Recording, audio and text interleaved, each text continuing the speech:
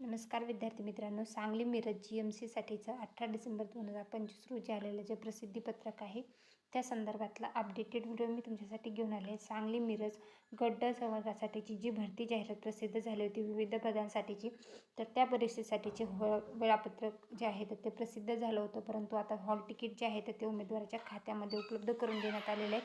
सांगली मिरज GMCसाठीची परीक्षा जी आहे ती 31 डिसेंबर 2025 रोजी महाराष्ट्रातील विविध परीक्षा केंद्रावर जे आहे तर ते आयोजित केली जाणार आहे. त्या संदर्भातलं आलेलं हे महत्त्वाचं अपडेट आहे.